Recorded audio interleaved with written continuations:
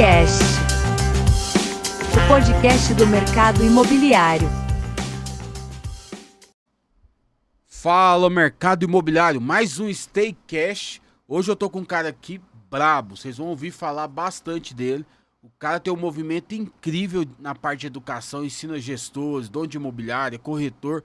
Então pega o papel e a caneta aí para você tomar nota de tudo, que eu tenho certeza que você vai pro next level, pro próximo nível. Quem tá comigo aqui? Rafael Alves. Eu vou falar um pouquinho da biografia dele, só pra você ter noção. O cara é professor da parte acadêmica, palestrante, fundador do movimento O Novo Corretor, uma consultoria educacional que transforma o mercado imobiliário por meio de treinamento e mentorias inovadoras, com uma abordagem prática e atualizada. Rafael é referência em capacitar corretores, gestores e donos de imobiliária, ajudando-os a destacarem um mercado altamente competitivo. Seu trabalho é guiado por uma visão de profissionalismo, inovação e excelência no setor imobiliário, impactando a trajetória de inúmeros profissionais e empresas. Rafael, muito bom ter você aqui conosco.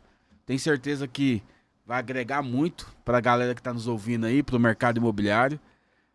E eu sei que você ama fazer o que você faz, né, Rafael? Obrigado pelo convite, Jefferson. Parabéns aí pra galera do StayCast pelo texto. Gostei bastante. Legal. Aí, já me senti bastante acolhido. Obrigado a todos que estão nos ouvindo aqui, a galera que está dedicando seu tempo para aprender um pouquinho, para compartilhar conhecimento. Cara, com certeza é o que eu faço. Eu tenho a honra de amar o que eu faço, né? Acho que se a gente não gostar do que faz, não vale nem a pena fazer. Tem que se perguntar por que tá fazendo. E tô aqui para bater um papo contigo, compartilhar um pouco aí de conhecimento imobiliário com essa turma. Que legal. Rafael, eu sei que você dá palestra, você é um cara que ensina muito na parte de educação. Eu sei que tá na sua genética, como sua profissão mesmo de professor. O que te levou, cara, você enxergar isso, assim, no mercado imobiliário? Cara, foi uma queda, na verdade. Se eu dissesse pra você que foi um grande vislumbre, um mega plano, assim, da minha parte, eu estaria mentindo, né? Eu comecei a empreender muito cedo, mesmo sendo professor. Eu comecei também a empreender, tive escola, já tive consultoria de tradução e tal. E eu quebrei, cara, a empresa em 2017. Não porque eu administrei mal e errei na parte ali de finanças, como normalmente acontece, mas porque eu quebrei eu mesmo como ser humano. Então, na época, eu empreendia sozinho, tive sócio depois de algum tempo, mas eu não acertava ainda a mão ali da gestão do negócio em termos de pessoas, principalmente eu. Então, cara, me atolava de trabalho, não tinha pausa, não comia direito, dormia mal pensando nos negócios, não cuidava da minha saúde mental, tive depressão, burnout e vendi a empresa em 2017. Nesse intervalo, de 17 a 18, veio o convite de mercado imobiliário de um amigo que falou: olha, Rafa, eu estou montando um time aqui na minha imobiliária e eu preciso de alguém que saiba treinar, saiba contratar, saiba empreender e tenha uma veia de inovação. Na época era uma parceria com o Quinto Andar, né? Que era a parceria que eles chamavam ali de Prime, com as imobiliárias tradicionais. Sei. E eu fui para a gestão da Carisma Imóveis, que é uma imobiliária tradicional, assumir esse projeto. E aí, de dentro dessa combinação do Rafa, professor, com a Carisma Imóveis, nasceu o nosso movimento Novo Corretor, que é uma empresa de educação de mercado. Então, tenho a alegria de ter caído de paraquedas por um episódio muito ruim, né, traumático, mas no fim acabou dando tudo certo e a gente já se reergueu aí depois de 8 anos. Ô, Rafa, eu vejo assim que, principalmente gente que veio de outro mercado, você consegue destravar muita coisa. Você consegue quebrar a pedra e você consegue também implementar métodos que às vezes consegue qualificar esses métodos. Eu vejo muito profissional, cara bom que vende, né, gestor também que sabe gerir uma equipe, mas às vezes eles não conseguem aplicar o que eles fazem no dia a dia e às vezes não tem metrificado os métodos. Você já viu isso? É que quando a gente cresce no mercado imobiliário, cara, eu costumo dizer que o mercado ele tem uma cilada para o corretor. Então o corretor ele faz o TTI, aí ele vai para campo vender, mas a prática da corretagem que ensina ele de fato o que ele precisa, né? Então, cara, no TTI, por exemplo, não falam para ele que o parceiro vai roubar a placa dele, que vai tirar a placa dele de um imóvel. No TTI não falam que vai ter aquele cara que vai roubar tua vez na roleta. Ele aprende isso na prática. Então, a educação imobiliária, assim como a educação no Brasil, ela tem muitos pontos ainda de melhoria que não preparam o cara para a prática. Quando vem alguém de fora do mercado, que não está nessa sistemática aí, né, desses erros, desses buracos que o mercado deixou, a gente acaba conseguindo ter uma visão de fora diferente, que não é nem melhor e nem pior, Mas eu, por exemplo, como professor, quando eu vim para o mercado imobiliário, eu consigo olhar algumas coisas diferentes que o próprio corretor olha, ou que o próprio gestor, dono de imobiliária que foi corretor olha. Por exemplo, essa questão de sistema, de dados, de metodologia, de estruturação de funil de vendas, cultura de métrica. Isso é muito comum no mercado de educação. Pra você ter uma ideia, cara, uma coisa que eu implantei na imobiliária em 2019, 2020, que foi a assinatura digital, assinatura ali com DocuSign e tal, Sim. que para o mercado imobiliário é uma baita revolução, tem gente que ainda nem usa, né? Lá no mercado de educação eu estava usando em 2012, olha que loucura. Então tem um gap aí de quase 10 anos entre o que eu já usava no passado, era uma ferramenta comum, para a ferramenta que hoje, em 2025, tem gente que não está nem usando.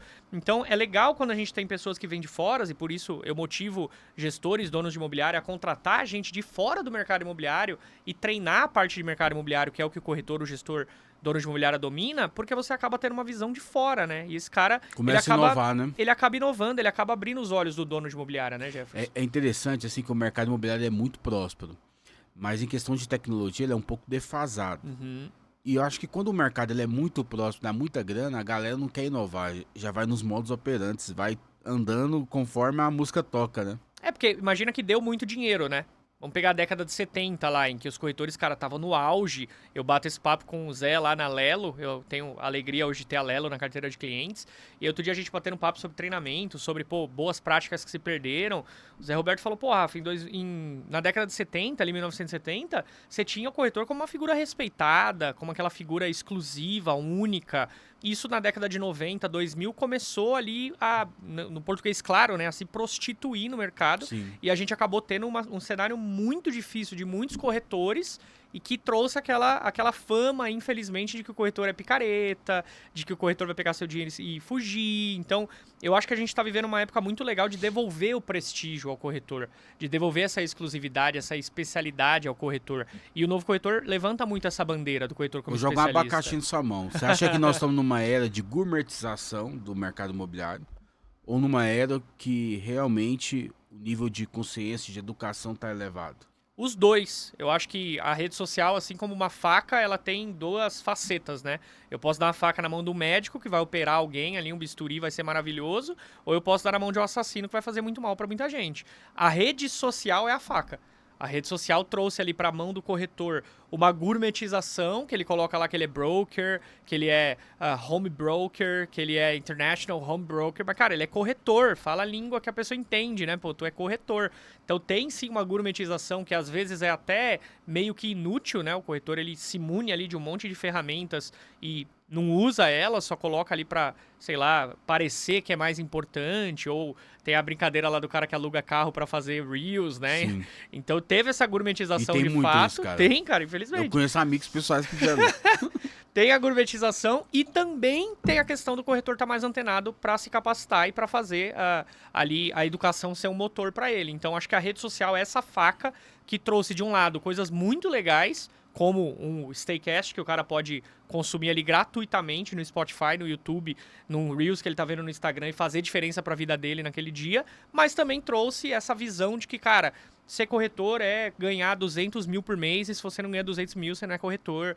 E traz essa visão de que o corretor, ele só serve se ele for do alto padrão, né? Então, é os dois lados. Ô, Rafael, essa comparação que você entrou aí, cara, isso gera uma coisa muito ruim, né, cara?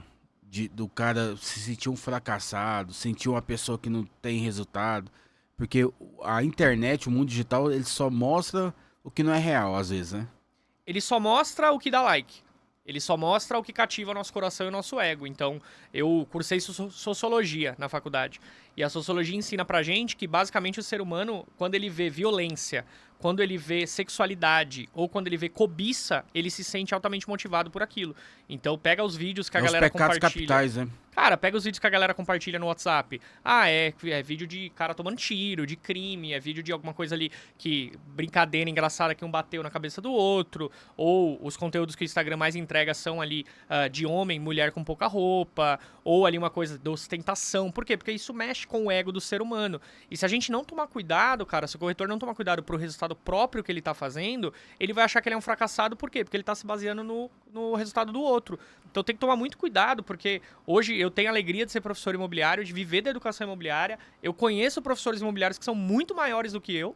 Eu vim pra cá ouvir no podcast do Mike Del Pratt, que é um dos maiores especialistas em inovação do mundo. Cara, mas se eu basear o meu resultado no do Mike Del Pratt, eu tô ferrado. Sim. Porque o cara tá há anos-luz à minha frente, em nível internacional, com mais de 2 décadas de experiência. E eu, como professor, eu tô agora indo para 20 anos, mas no imobiliário eu tenho 5. Então a gente tem que muito bem saber quem a gente é e até poder focar, né, no que a gente quer construir, no que a gente quer fazer. Porque senão o corretor, ele nada para morrer na praia, porque ele não conhece os próprios resultados. Ele tá olhando do outro. Como professor, eu sei que você tem toda a paciência do mundo, porque a profissão ela exige isso, e você entende a jornada de cada pessoa, que o desenvolvimento de cada um é único. Nem todo mundo consegue reter e aprender de uma maneira instantânea, rápida, e às vezes você vai ensinar coisa óbvia, são as coisas mais difíceis. Você percebe assim no mercado imobiliário que existe uma resistência no ensino, assim? Cara, existe porque a gente não foi ensinado a aprender na escola. Ah, Rafa, o que isso quer dizer a gente não foi ensinado a aprender? A gente estudou álgebra, a gente estudou Pitágoras, a gente estudou Bhaskara, todas essas coisas que eu tô falando, e o corretor de casa falando, meu Deus, quanto tempo que eu vi isso e nunca mais usei na minha vida, né? Só que a gente não estudou vendas, a gente não estudou finanças, a gente não estudou inteligência emocional, a gente não estudou como fazer uma planilha de receitas e despesas. Então, o básico que a gente precisava da vida adulta, nós não fomos ensinados a aprender. Então, a gente, infelizmente, no Brasil ainda tem um sistema educacional muito falho no sentido de, olha, educação é passar no vestibular. Eu vou te educar para você cumprir uma tabela para você passar no vestibular, e no vestibular você não aprende necessariamente habilidades para a vida, para o mercado. Cara, não te ensinam vendas, né? Não te ensinam finanças, que você vai precisar todo santo dia. Todo dia você vai vender para alguém, mesmo que uma ideia, mesmo que o discurso, e todo dia você vai lidar com dinheiro. Então, como a gente não foi ensinado a aprender esse tipo de habilidade, existe uma resistência muito grande. Então, quem não na pandemia comprou um curso e se doutrinou a estudar online? E não estudou, e nem comprou e não fez. Alguns compraram e não fizeram. No Novo Corretor a gente tem muito isso. 20% dos alunos concluem nosso EAD. Mesmo a gente tendo ali e-mail, plataforma, um atendente de sucesso do cliente que liga pro cara e fala: Ô Jefferson, vi aqui que faz um mês que você não acessa a plataforma. Vamos terminar suas aulas aqui de metodologia de vendas. Vamos acessar ali a aula de educação financeira, tal.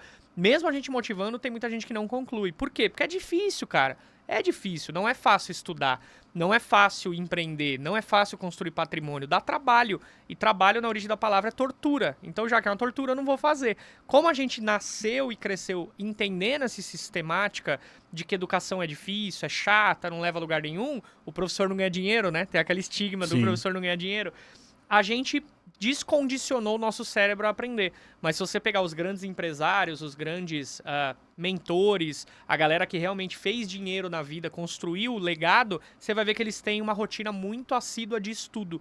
Né? O cara lá da SpaceX, o Elon Musk, ele tem uma rotina de estudo muito intensa durante a semana, mesmo ele já sendo o Elon Musk. Então, é isso que faz a diferença num grande profissional, e no mercado imobiliário isso também é real. Essa aptidão, essa fome por aprender e por ir além. Mas é difícil.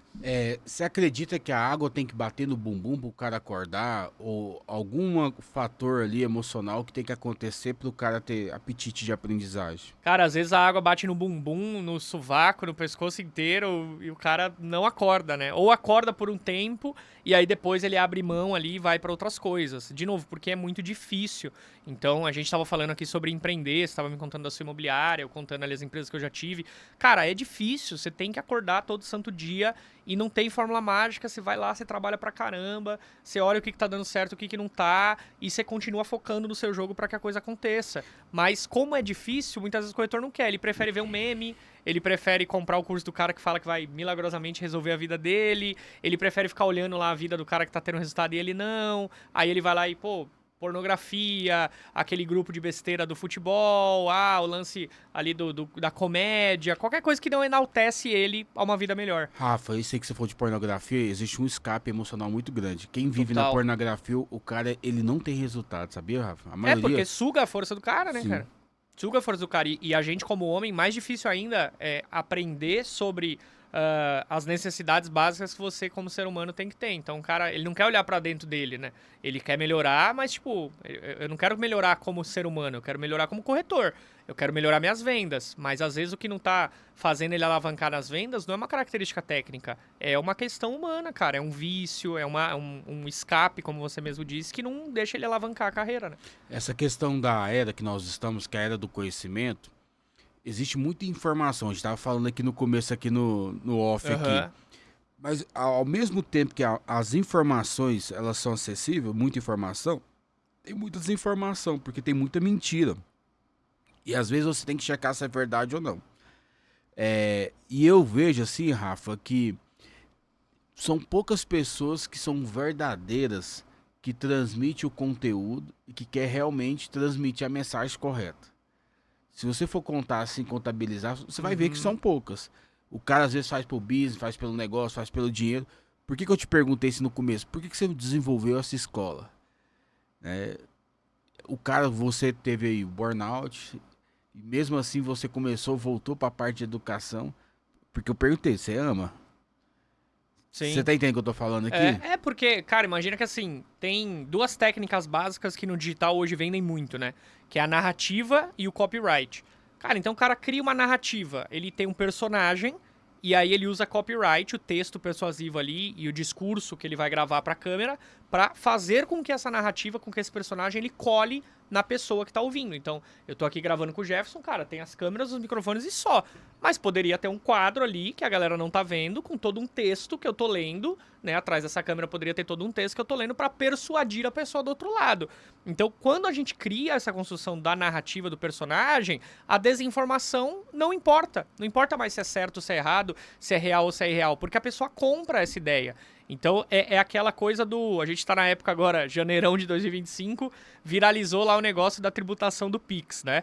Ah, saiu a notícia Hypou, né? de que os bancos vão relatar agora no e-social os Pix que entram. Então é até bom você saber, não vão taxar o Pix, tá? Fica tranquilo, não vão taxar o seu Pix. A única coisa que aconteceu, cara, é que agora os bancos incluem no relatório deles, direto para a Receita Federal, as emissões de Pix recebidos acima de 5 mil na PF e 15 mil na PJ. Que é nada mais do que o óbvio de uma forma de cada vez mais o governo rastrear comportamento financeiro para fugir da sonegação.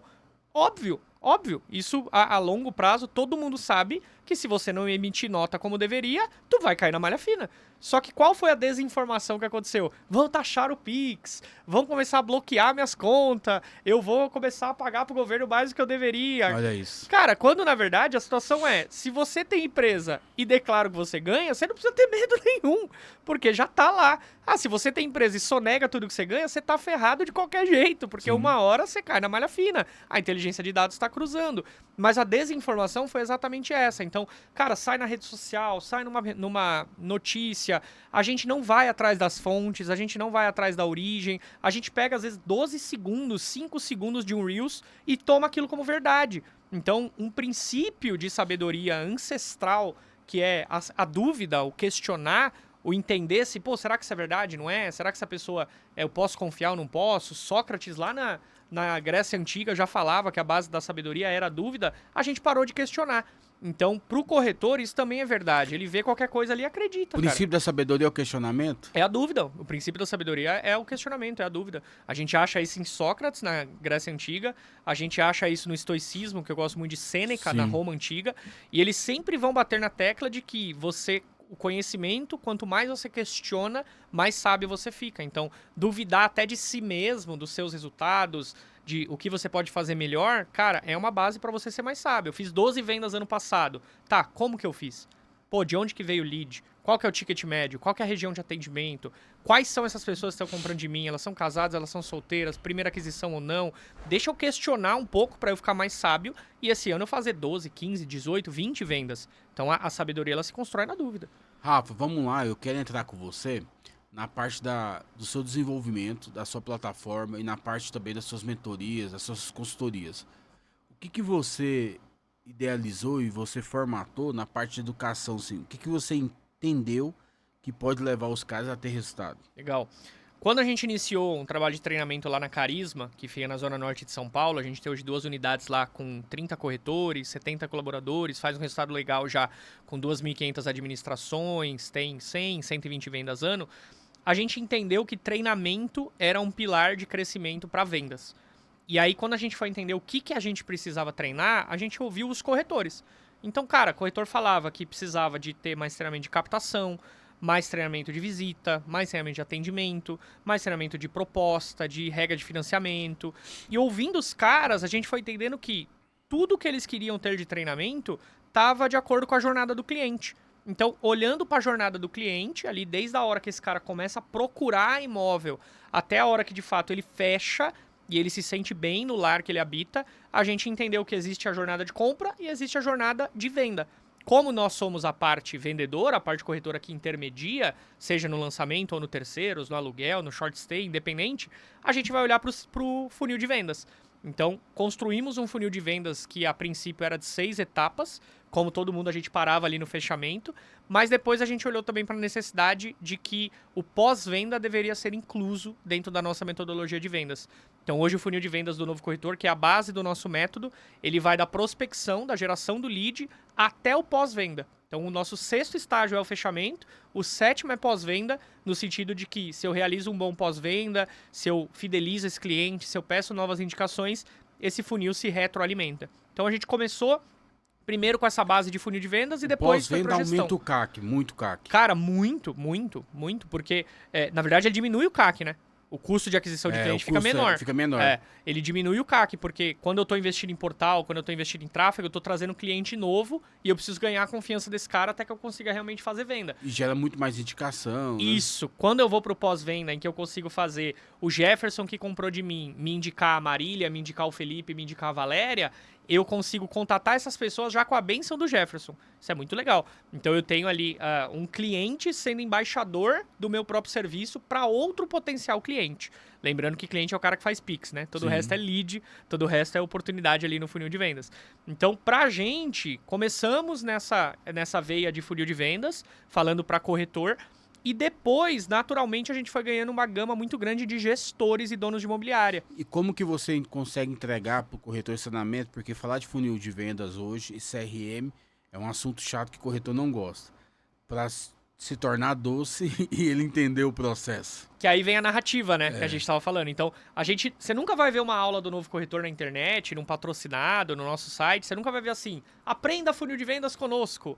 Venha descobrir as 7 etapas da jornada de compra do seu cliente. Nunca, porque isso não é sexy, isso não atrai. Né? A gente sempre vai falar de como vender mais e melhor através da inovação imobiliária. Como usar uma metodologia para alavancar seus resultados.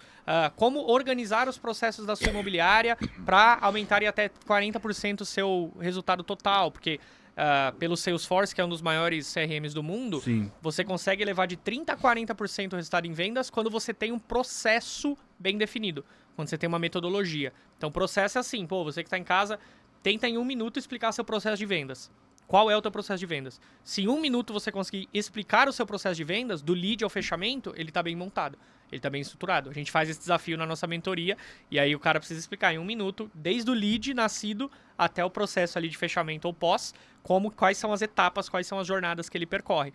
Né? Então, se eu tenho um processo bem definido, se a minha cabeça, se os meus playbooks, se a minha prática, o meu CRM, tudo condiz para o meu processo bem feito, eu tenho sucesso.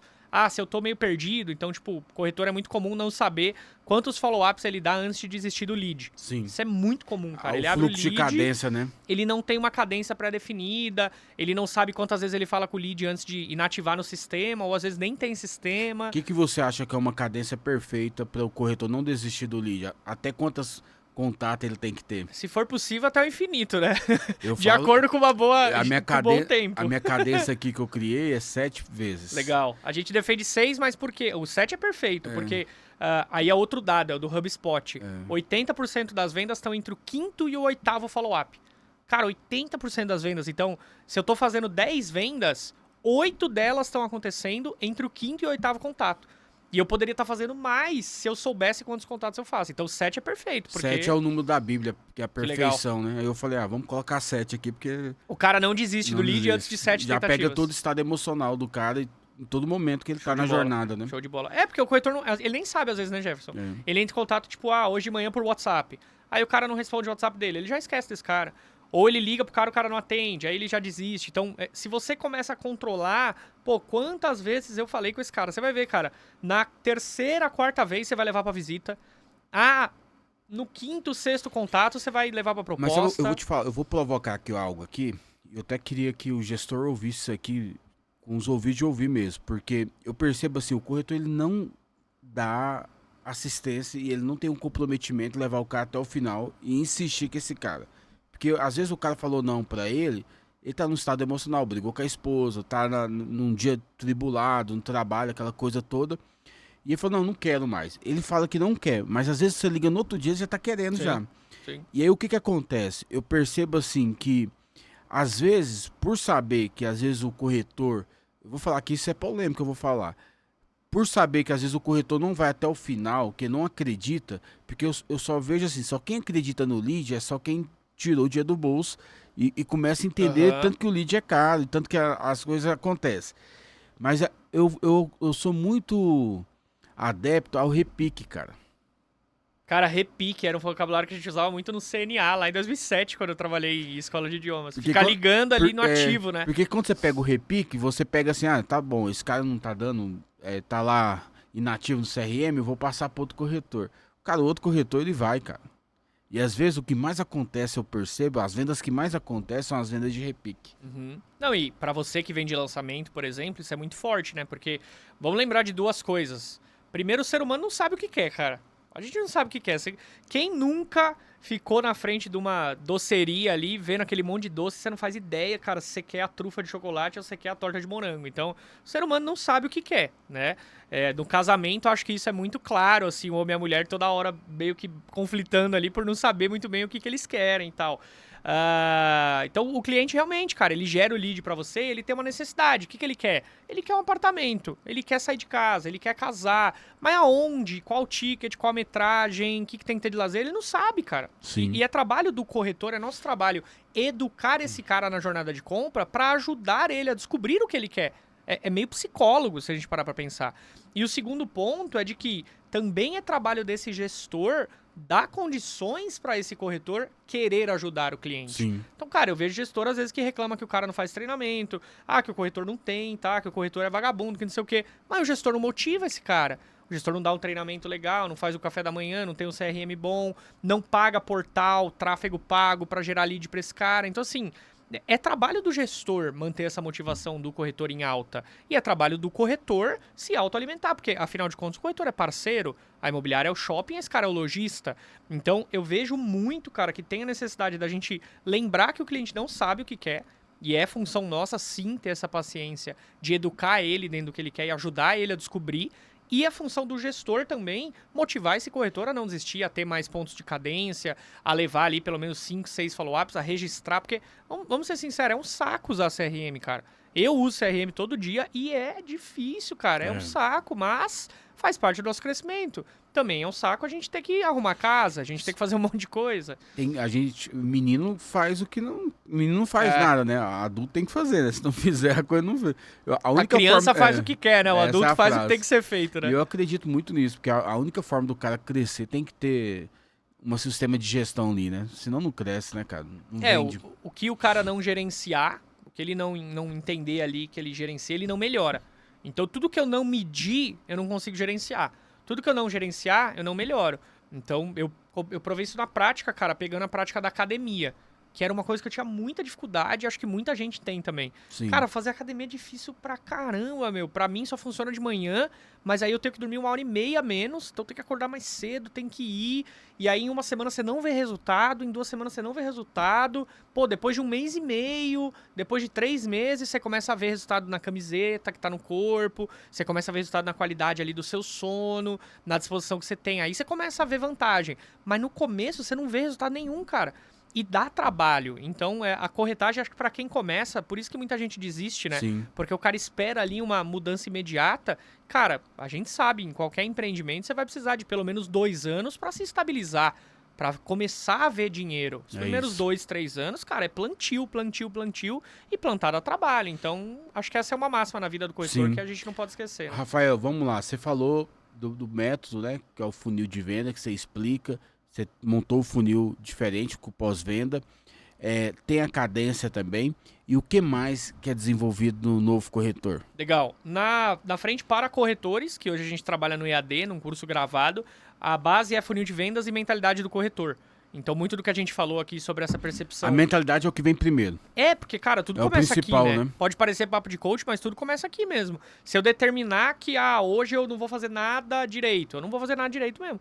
Então, a gente trabalha muito a mentalidade do corretor, lembrando que ele é empreendedor, lembrando que, cara, ele é seu próprio chefe, independente da hierarquia da imobiliária, lembrando que ele tem que controlar suas próprias finanças, que ele tem que ser dono de si mesmo. Então, para corretor no EAD, a gente fala basicamente de mentalidade e metodologia, que é funil de vendas 7 etapas.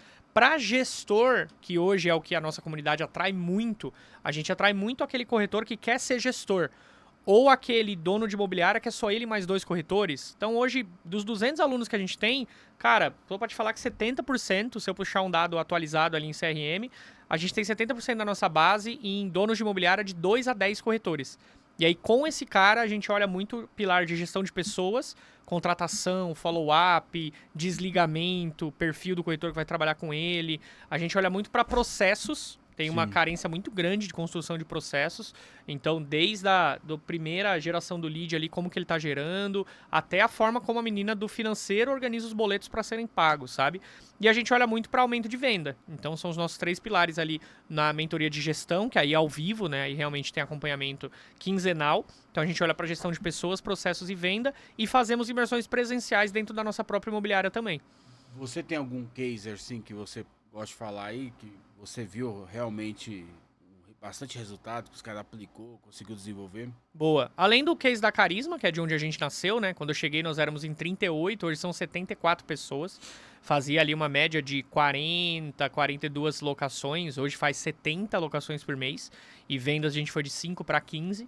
É de onde o novo corretor nasceu, esse é o nosso cenário ali. Mas ano passado a gente teve um case muito legal também em Guarulhos, com a Aliança, que é a maior imobiliária de Guarulhos. Eles bateram ali com a gente 200 integrantes na equipe, então era um objetivo aumentar a equipe. E a gente nasceu de lá de dentro um projeto educacional chamado Universidade Aliança, Olha que é a área educacional da imobiliária. O corretor Aliança ele tem treinamento toda semana com os gestores e uma vez por semana com um convidado externo. Ou uma vez por mês, perdão. Toda semana com o gestor e uma vez por mês com um convidado externo. Isso leva a outro patamar, né, cara? Educação é uma coisa fora do comum, né? Cara, Rafael? porque na Aliança, por exemplo, o resultado vem, né? A gente tinha uma média venda lá de, cara, 28, 30. O objetivo era buscar 45 vendas mês com 3 equipes. Quando eu cheguei eram 2 formando 3. Hoje na Aliança são 3 equipes de venda e teve um recorde de 70 vendas mês ano passado. Uau. Então o esforço devolve, né, cara? O trabalho devolve. Não tem outra equação. Você vai se dedicar todo dia. Você vai treinar para melhorar todo dia. É assim que o Messi vira o melhor do mundo, né? Ele treina todo santo dia exaustivamente e ele fica olhando aonde que ele pode melhorar, onde que ele tá errando, onde que pode ser melhor. Então com a Aliança foi muito legal, porque a gente conseguiu ter esse resultado bem bacana aí Você de 70 falou uma vendas. coisa aí nesse treinamento sobre a questão da demissão também. Uhum. Eu fico vendo assim, às vezes as pessoas aceitam qualquer corretor e nunca demite. Cara, isso é uma coisa muito perigosa, né, cara? Tem gente que não é pra estar como na imobiliária. Às vezes ele pode estar em outra imobiliária, pode dar certo em outro lugar, mas tem profissional que não tem que andar junto, né? É que não tem processo, Jefferson. Por que a imobiliária contrata corretor ruim? Porque não tem processo de contratação montado. Qual que é o processo normal do mercado imobiliário secular, né? Do mercado clássico? Aquela bendita daquela placa na porta da imobiliária, precisa-se de corretores. Cara, aquela placa fica lá o ano inteiro. Isso é nocivo, cara. Isso é assustador. Fica lá uma placa de precisa-se de corretores o ano inteiro. Você tá acabando com a tua imobiliária, você tá fazendo isso. Quer dizer que seu time nunca tá maduro. Quer dizer que você sempre tá precisando de gente. Você não passa no McDonald's e vê lá, precisa-se de todo santo dia. É sazonal. Então, não tem processo de contratação. Logo, aceita qualquer um. Ah, qual que é teu nome? Ah, meu nome é Suzana. Tá, quantos anos você tem, Suzana? Ah, vem ser corretora. Acabou, esse é o processo. Então, como não ter o processo estruturado, aceita qualquer um. E como esse gestor ele não estudou gestão, Muitas vezes o dono da imobiliária é um cara que foi corretor e não se capacitou como gestor, ele não foi fazer um curso, ele não foi fazer uma mentoria, ele não foi buscar referência com pessoas que são administradoras, empresárias. Pô, tu é empresário, você foi corretor, mas você é empresário, você tem uma porrada de empresa. Você se capacitou como gestor. Aí o gestor não se capacitou como gestor, ele ainda acha que ele é só corretor, né? E aí ele não consegue fazer uma gestão de pessoas para avisar uma vez que o cara não foi bem, para avisar 2 vezes que o cara não foi bem e na terceira vez ele desligar esse cara. Eu vejo hoje, assim, algumas imobiliárias boutique que tem alguns processos de retenção de talento que é fora do comum, né? O cara, para poder entrar na imobiliária do cara, passa por umas 12 processos, umas 12 fases. E quando ele passa, a pessoa que para entrar é difícil entrar, mas quando entra, ela permanece, tem membership, aquela coisa assim. Sim, fideliza o cara. Fideliza o cara, tem bastante coisa. A gente sabe que o mercado imobiliário ele tem um turnover gigante. As pessoas saem, são sazonais, as pessoas não permanecem, mas eu vejo poucas que conseguem reter talentos. Qual que é você acha que é o fator que faz a imobiliária reter esses talentos? O que você acha que é o diferencial? Foi-se o tempo que o diferencial era cafezinho e lead, né? Até um tempo atrás o diferencial era, olha, vem trabalhar aqui porque eu te dou Wi-Fi, café e eu dou lead. Isso é o básico. Isso né, era cara? um diferencial. Uau! E eu vejo gente falando isso hoje, dá até dor do estômago. Dá vergonha, sabe? né, Dá cara? vergonha, cara. Dá vergonha alheia, porque o corretor, o que ele busca numa imobiliária? Ele busca um lugar que com certeza gera lead pra ele, que com certeza dê estrutura física pra ele, mas mais do que isso, que dê estrutura pra ele crescer.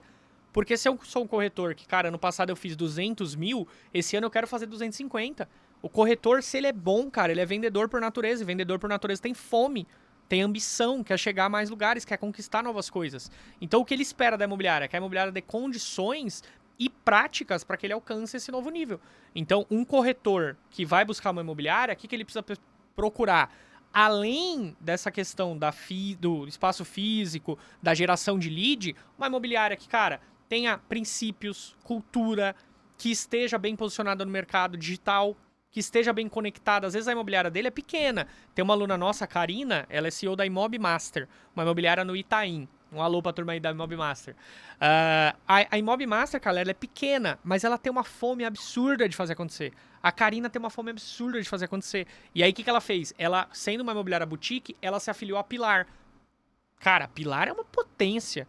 A Pilar é uma potência. Quem conhece a Pilar sabe o que os caras estão fazendo, assim, a nível Brasil. Eles estão arrebentando de conveniar a imobiliária e de fornecer ali toda uma estrutura de conexões, de inovação, de estoque, para que esse cara possa vender mais. Então a Karina na Imob Master, ela foi muito inteligente. Ela pegou a fome dela, que é pequena, e ela plugou numa estrutura de um cara que é gigante, que é a Pilar. É isso que o corretor precisa procurar numa imobiliária. Uma estrutura maior que ele, conexões maior que ele e, claro, treinamento e pista para ele correr. Então a gente tem caso hoje de aluno novo corretor que começou corretor e hoje é gerente de equipe. Por quê? Porque esse cara veio para o mercado imobiliário não para ser corretor, ele já queria ser gerente de equipe.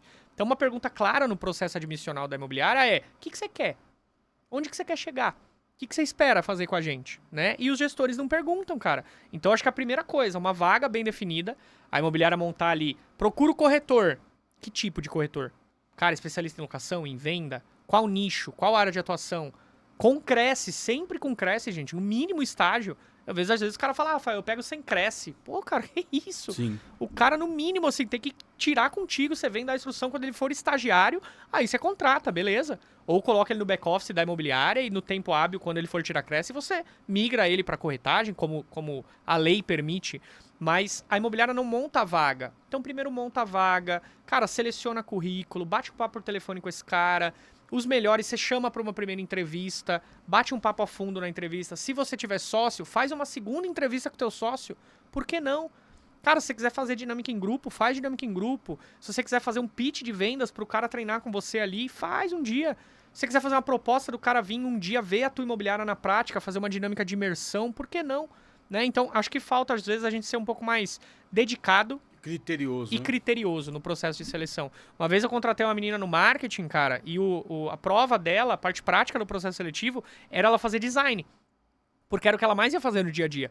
Então a prova era assim, ela tinha que fazer 2 designs para imobiliária, 2 artes estáticas, que a gente ia fazer uma campanha fictícia, e ela tinha que gravar stories, porque era o que ela ia fazer, ela ia ser marketing, design e social media.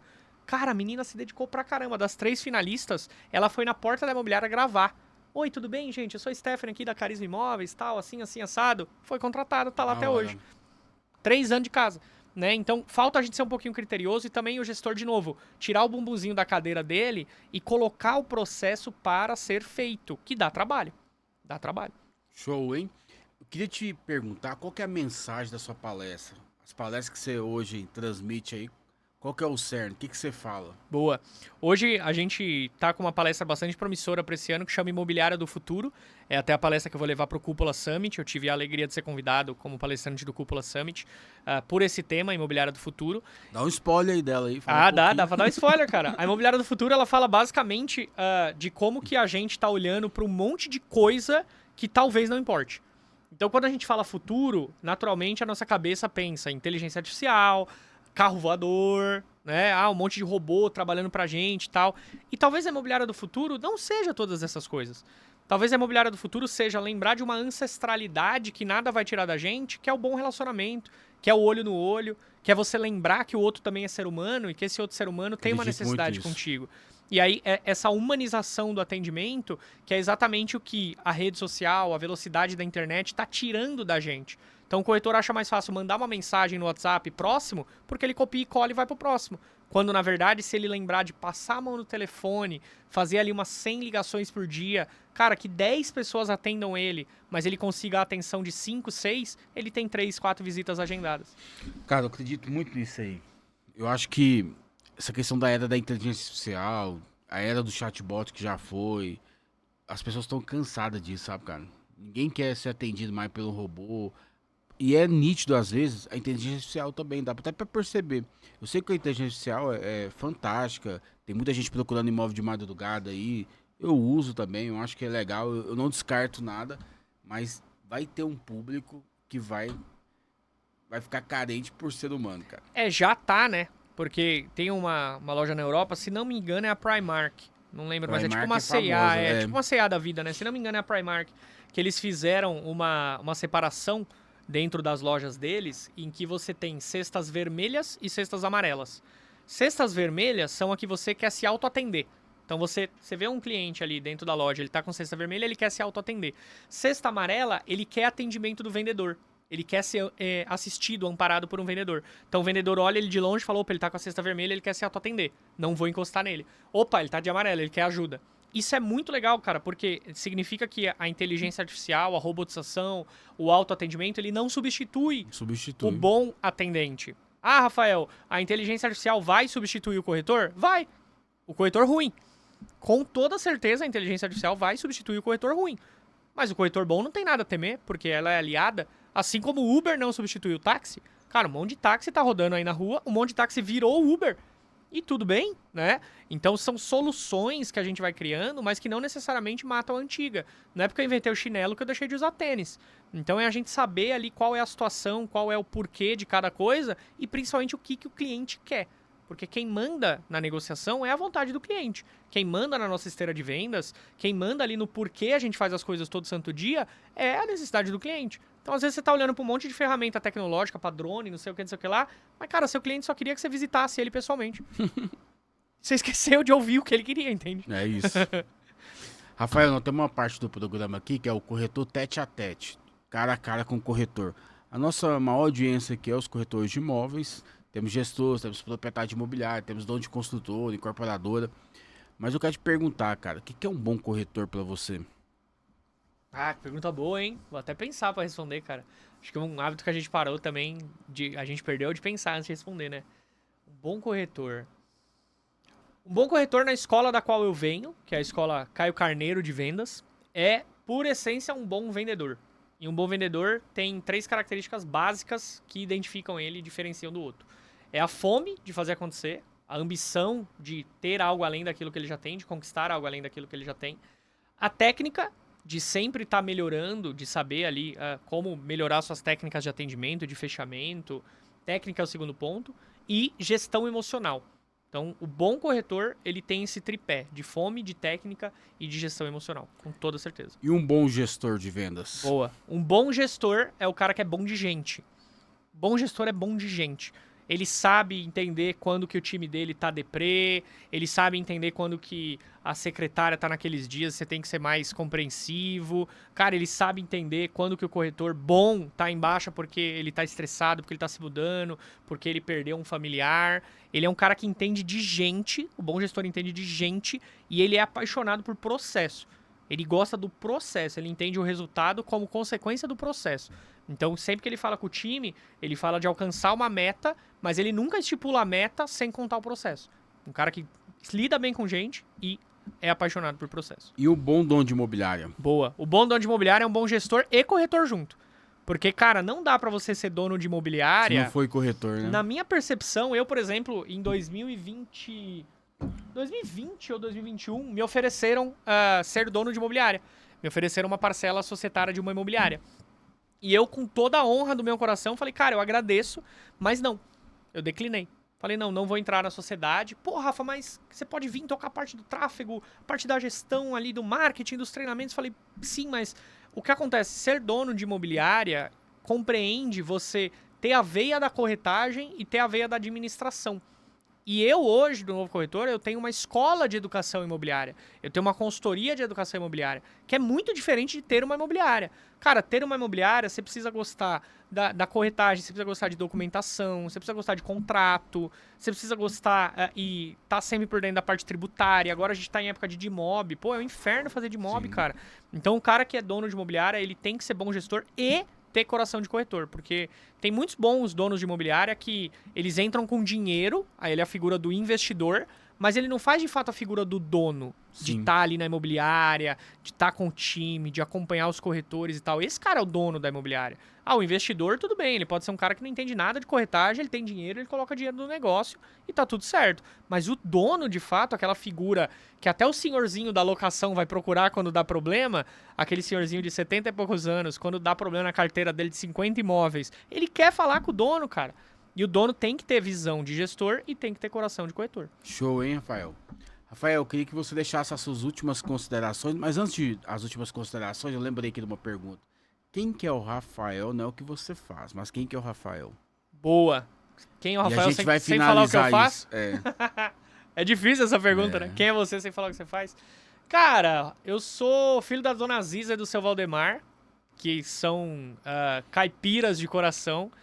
Meu pai e minha mãe são de uma origem bastante humilde, assim. A gente nunca passou fome em casa, graças a Deus. Mas eu nasci de uma família bastante simples. Em casa nós éramos... foi que vocês vieram? Meus pais vieram do interior. Minha mãe de Havaiandava, perto de Penápolis. E meu pai de São Brotas. Paulo? São Paulo, interior de São Paulo. E meu pai de Brotas, que é a cidade do Daniel, lá do cantor. Ah, que legal. E Daniel João Paulo? Isso, exatamente. Cara, Eu nasci canta em São muito, né, Paulo, Rafa? cara. Eu nasci em São Paulo, mas meus pais vieram do interior. Eu fui o único dos irmãos que nasceu aqui e cresceu aqui a vida inteira, né? Mas foi uma criação muito simples, assim. A gente, em um quarto, morava todo mundo. Então, eram meus pais e uma treliche, eu, meu irmão e minha irmã. Nossa. Vindo dessa base bem simples, assim, de cultuando realmente aquelas coisas pequenas da vida, bem simples, dando muito valor ao trabalho. Meu pai era vendedor de enciclopédia Barça. Olha que legal. Então, acho que por isso essa veia educacional muito forte de vendas também. né? Ele era comercial e vendedor, né? Cara, ele porta a porta vendendo Comercial Barça e ali e educação, educador, né? né? E educação. Então eu cresci, pra galera mais nova não sabe o que é Barça, é o Google de antigamente, aquelas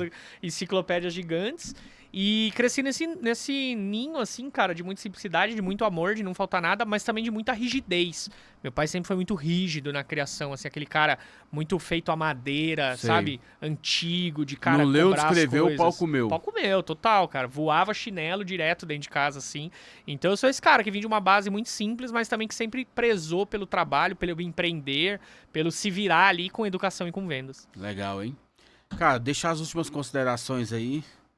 Fique à vontade. O que você quiser falar pro mercado imobiliário, pra galera do seu time lá. Legal.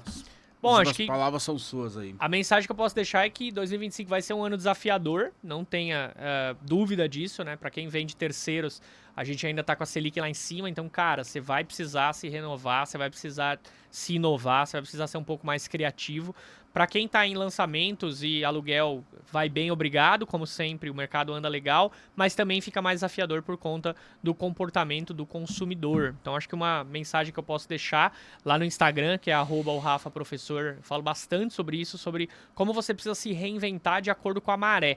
Então, o mercado imobiliário, ele acompanha a economia, tem esses ciclos de altas e baixas. A gente está num ciclo mais alto de juros, que tem algumas oportunidades escondidas, sim, se você souber cavocar com inteligência. Então, o recado é, não para de se capacitar, acredita em você e para de olhar um pouquinho para a vida dos outros, porque se você gastar menos tempo olhando para a vida dos outros e mais tempo cuidando aí da tua própria vida, dos seus próprios resultados, com certeza você vai ter resultados diferentes. É isso aí, Rafael. Obrigado mais uma vez. Muito bom ter você aqui conosco. Tem certeza aí que corretor, você que está nos ouvindo aí, alguma coisa te impactou aí. Se te impactou, compartilha esse vídeo, manda para as pessoas que precisam ouvir. Deixa seu like aí também. E não esquece, a gente só cresce aqui se você compartilha, se você propaga. Boa, se inscreve aí, né? Se inscreve também, se não divulgar, não vai adiantar nada, né, Rafa? Total. Cara, esse trabalho é muito nobre, né? É. A gente também faz um trabalho no YouTube de aula semanal ali. Como é difícil a gente Crescer, construir, crescer esse trabalho. E, poxa, você faz um trabalho muito bonito pelo mercado aqui. A galera, com certeza, tem que se inscrever, tem que compartilhar, porque não é fácil manter essa estrutura que os caras têm aqui.